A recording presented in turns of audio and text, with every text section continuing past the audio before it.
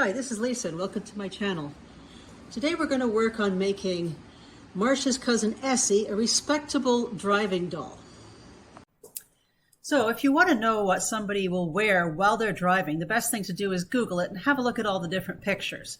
One thing you'll find is they're usually very neat and tidy. They always have a driving apron and they always have gloves. Now, if you're just driving, then use brown gloves and a nice shirt, and a jacket, just neat.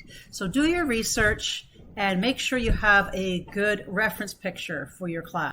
For my class, I am going to do a ride and drive. So I'll put the link to this below.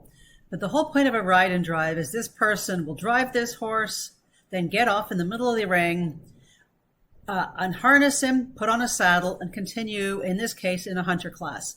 Now, drive and ride can be in any kind of discipline, including Western, English, whatever. But here we're going to do a hunter hack type ride. So we're going to need a riding jacket, the helmet, an apron, gloves, and we're going to be using black gloves because she's riding hunter. Normally we'd be doing brown gloves, and she'll need a whip. We're moving forward with either the small or large head Breyer dolls, traditional dolls. So that would be the same as this one right here, or that one right there. And you can see when I've stuck her in the cart, she leans back. The helmet won't fit on her hair. She just doesn't sit properly. So we're going to try to ratify all these problems. If we're going to turn this into a hunter doll, you could just fix the hair in the helmet and put on an apron.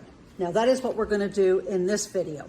However, going forward, we're also going to dress her nicer.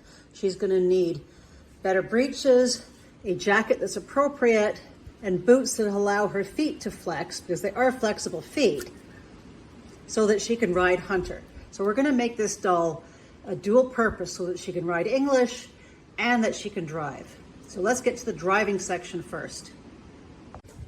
For any driving class, this kind of jacket would not be appropriate. So if we're going to go for something, you could probably use this jacket and then cut off or roll up the back of that if you needed something on the top. Another thing we have to look at is the doll's position. For driving, her knees should be closer together, but that is not going to work or she will just fall backwards. So the idea is to be able to make her sit up straight and have her knees together. To fix the seating position, I'm going to take a little bit of craft foam and cut 2 small strips, just little ones. Then I'm going to be rude and pull her pants down, pull her leg up into a seating position. With that, I'm going to take a little bit of this craft foam and stick it in there. You want it near the bottom, not near the top, and a lot doesn't have to be wedged in. You can just move that around until you have it where her legs are coming in a little more. What this does is push the leg out so that it can move forward when she sits. And do that on both sides. Yep, I went there. So we just cover that up and we'll take her back to the seat. You can now see she sits way more upright and her legs are a bit closer together. This gives her a much better seat in the saddle, and she's solid there now. She is in a seating position. That makes it a lot easier when you're showing to place her.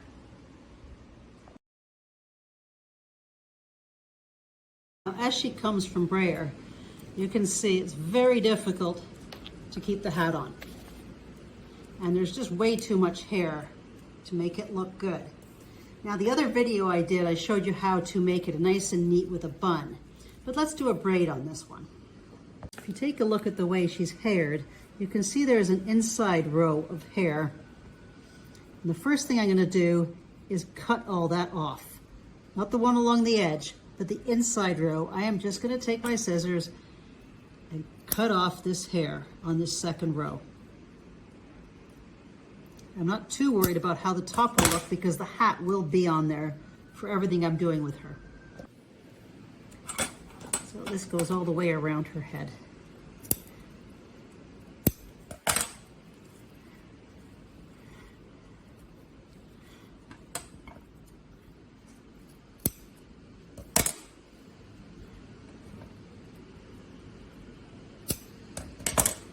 Make sure when you're cutting, you get it right close to the scalp. With that first round of hair all closed, you can still see that the braid is going to be too thick to make it look natural. So I'm still going to thin a little more off the back. Now, because this helmet will be permanently on her, it really doesn't matter if there's some bald patches, but you want the back to show. So split that in half and cut a little more, thinning that, yet leaving enough around the edges. Before starting, I want to keep her hair in position. So I've got it pulled back, the hat on, and then with a piece of protective fabric, I'm going to tape on her hat. Now the reason for that is so that,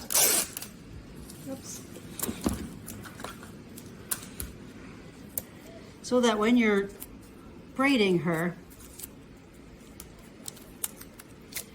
hair comes out of the helmet looking good.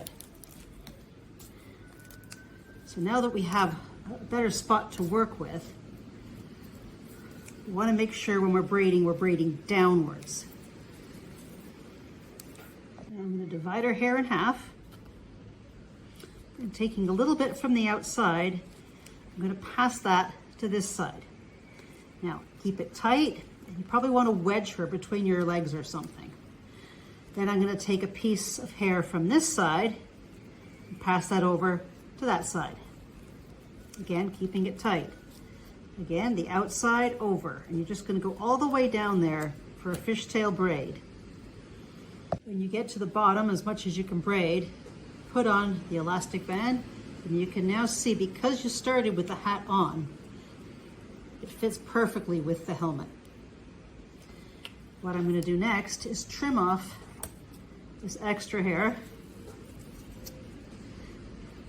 and thin it a little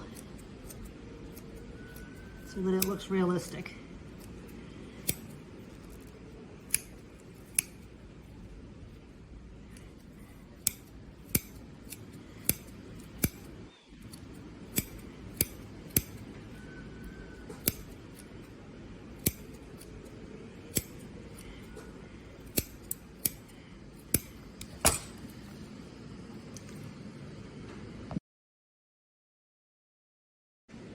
Next, I'm going to attach the helmet permanently, which means I'm going to glue it on.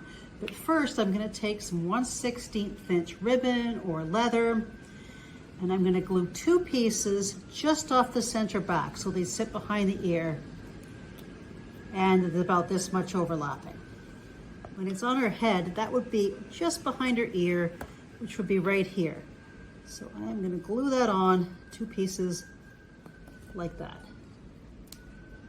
I've got those glued on. When you put that on her head, I'm going to find the spot just in front of her ear where this would go around and under. So I'm going to glue one side of that on. Move those back a little too. They're still wet. I now have three pieces glued into the helmet. And I'm going to let those dry. While that's drying, I think I'm also going to replace this pin. Cut that one off and tack on a bead or a concho instead. I have some of these conchos that would probably look quite nice on her, or a little bead. You don't want it to be too obvious. So she's just got now a little collar pin on, and it doesn't stick out. So when I'm attaching this helmet, I want it to be horizontal, not down over her eyes or sticking up. So it's going to be horizontal. It's going to be even front and back, and this piece is going to need to come around and attach in. So I'm going to put some glue on the top of her head, wedge that in at the same time, and get that fitting right with this in the right place. Don't worry about these two back pieces yet.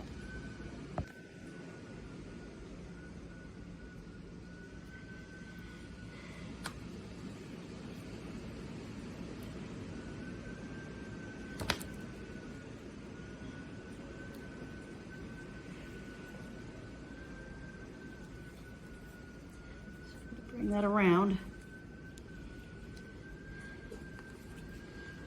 Make sure there's some glue in there for it.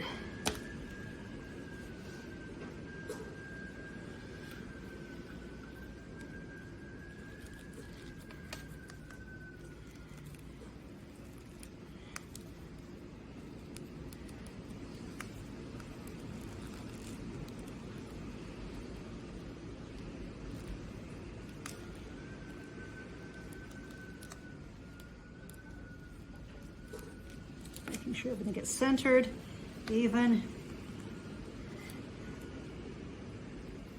and let that dry. For these extra pieces, they should go underneath, below the ear, and apply a little glue. You want to glue those on underneath. So I would lift that, try to get the glue just in between.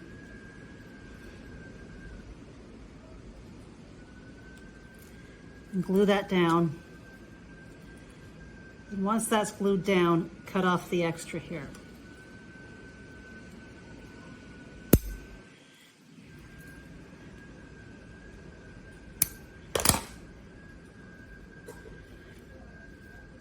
And do that on both sides. You can see now that she's sitting better, her hair is nicer, and her helmet is now on permanently. So that makes her much easier to place in the cart when you're showing, because you don't have to adjust her too much.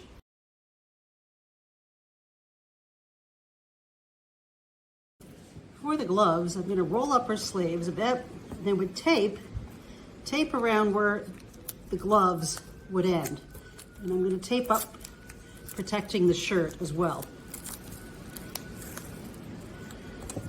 And I'm going to do that obviously on both sides. Holding her arms as much away from her body as possible to make sure they don't get dirty, I'm going to use some acrylic paint and a brush and paint her hands black. Now, if you're doing just a driving doll, paint them brown.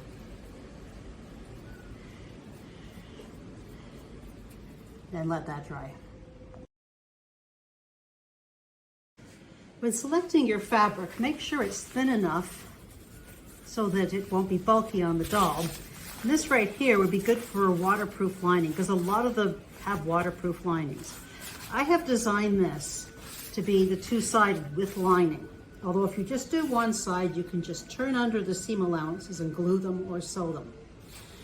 So when you're selecting fabric, for a more formal driving class, it should be a single color, nice and dark, something that matches the cart. It's important that it goes with your cart. But there's a lot too of plaid fabrics. So pick something that's nice and light, drapey, and that you like to go with your cart. This pattern is linked below, and it includes the apron plus all the other hunter stuff that we're going to be doing going forward. When you print them, I always provide a ruler so that you can check that it's printed out correctly. So I'm just going to cut out these two pieces. You can cut this piece out by pinning it to the fabric, or you can fold both the pattern and the fabric. Make sure you fold it along the grain, and then pin that to the fold and just cut along here.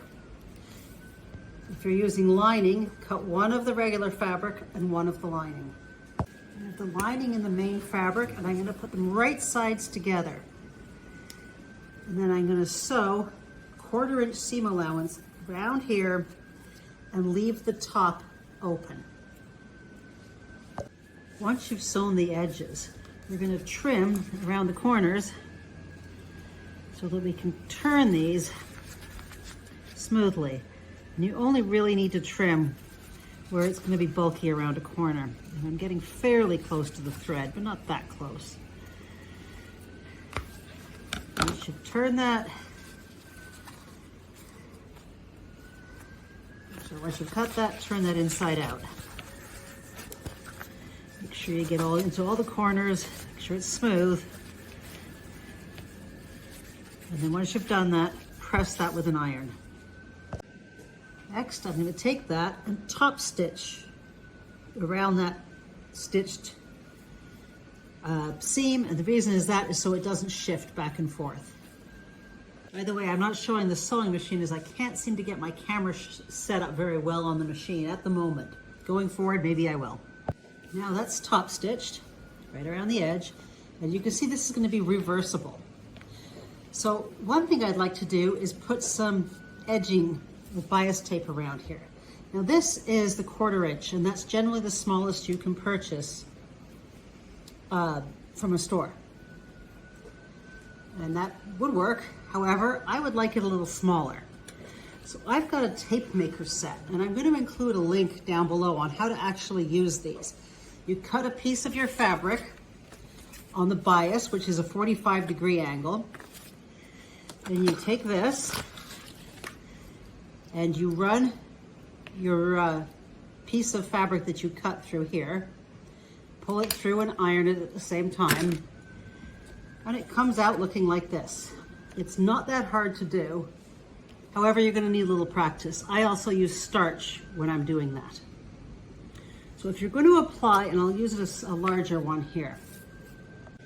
To apply this bias tape, starting on one side, opening that up, and putting it just a little bit over the edge, sew in the line over here, all the way around, carefully easing around the corner. Now that I've got the one side sewn on, I'm going to ease that tape over, and roll it onto the other side. That's why it's very important when you're doing the first side to be very careful and go slow. And once you've got it in place, you can sew that down with a sewing machine, or you can hand sew that on. And with this tiny size, it can be very difficult, especially for machine sewing. You can see I've sewn around the edges here, and I'm just finishing off the end. Now, some of my stitches are showing, and that's because I didn't stitch close enough to the other side. So if I was going to do that again, I'd be very careful to stitch so close to the edge when using very, very thin binding. However, it disappears on this pattern, and I'm not too worried about it. So I'm just going to finish up the end and give that a little press with the iron. For the waistband, I'm going to cut that out of the solid color, and the reason for that is because if I'm using the solid side, I'm going to want it to look plain, whereas if I'm using the other side, the two-tone is going to look good. So I'm going to cut this piece out. You take your waistband, I'm going to take the raw edge of the waistband, this is right sides together, and I'm going to place it down on top of here. One of these sides is going to be an overlap. So the other side just needs enough room for seam allowance. So I'm going to leave about a 1/4 inch there, maybe a little more, and pin that on.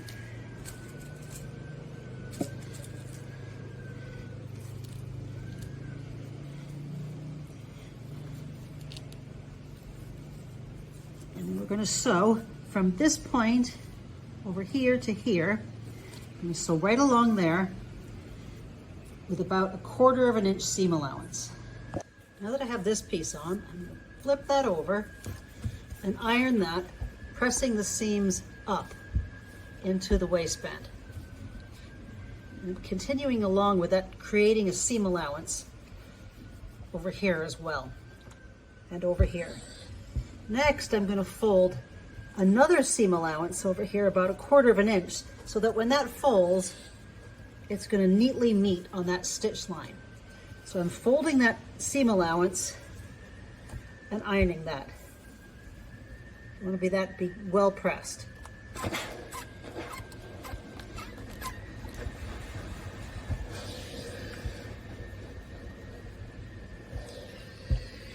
And I'm going to fold that the way I want it to look and iron it again, because that's going to set the line and make it a lot easier to work with. No, I don't own an ironing board. This is my stovetop. So now we've pressed it, we're going to open it up and fold it over backwards, right side together. And you'll see on this small side, the seam allowance is still rolled up on both sides, so that when we're finished, it'll make a nice, neat a nice neat finish. So I'm just going to take this and pin that and take it to the sewing machine. And I'm going to sew a little tiny line just up there, nothing else, just a little line right there, from there to there.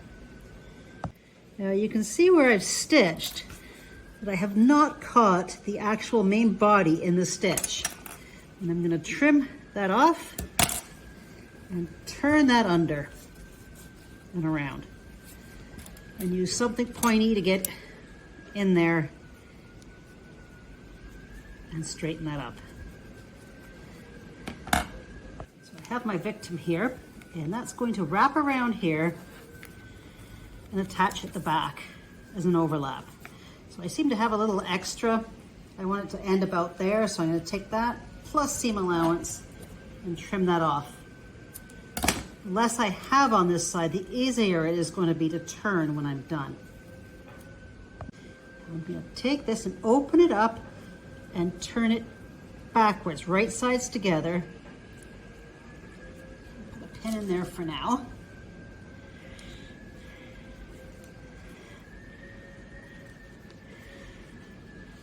So what I need to do is sew along this edge here, and then just along here up to the edge of the garment. So along this seam line, this is the open seam line, and the edge here, and then trim off any extra. And you can see there where I've stitched right along the very edge and along there. And I'm just going to slice off that little bit extra, and then I'm going to turn this, and I'm going to require something to poke with to get that through, because it is tiny. This little pointy stick worked a lot better. It's just a plastic needle. And get it out as much as I can. And you'll see, because it's been pressed, it just naturally falls in place now. So if you're going to do a really good job, I would recommend hand slip stitching that. Otherwise, take it and run it through the machine just along the very edge, working on the side that's open so that you catch just the edge. However, a hand stitch would be a lot nicer finish. Now you can see mine, I just ran it through the machine. On the other side, didn't catch it the whole way, but I'm happy with that. I have some thin Velcro here with a tape backing, and I'm going to cut a piece to go along here and tape that on to the end here. This clear thin Velcro works really nice on this stuff. Now I'm going to flip it over, cut the other side of the Velcro, the same length, and I'm going to tape it here. So I have it there on one side and the opposite side there. So with this, if we want the fancy side, we're going to bring that around and it overlaps on the back. And she can ride, and it should hit just above her bottom of her boots. If you want the clear side, the solid side, it goes underneath. You can now see Essie looks much better as a driving doll. However, she still needs a whip to make this correct. Thanks for joining me, and we're going to do some more clothes and the whip coming up soon.